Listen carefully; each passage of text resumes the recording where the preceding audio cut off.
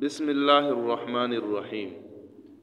ضربنی، ضربنا، ضربکا، ضربکما، ضربکم، ضربکی، ضربکما، ضربکن، ضربہ، ضربہما، ضربہم، ضربہا، ضربہما، ضربہن۔ آپ نے اس گردان کو اسی طرح یاد کرنا ہے۔ یہ ضمائر منصوب متصل ہے۔ اب اس کے معانی بیان کرتے ہیں۔ ضربنی، اس نے مارا مجھے۔ ضربنا، اس نے مارا ہمیں۔ ضربکا، اس نے مارا تجھ مرد کو۔ ضربکما، اس نے مارا تم دو مردوں کو۔ ضربکم، اس نے مارا تم سب مردوں کو۔ ضربکی، اس نے مارا تجھ عورت کو۔ ضربکما، اس نے مارا تم دو عورتوں کو۔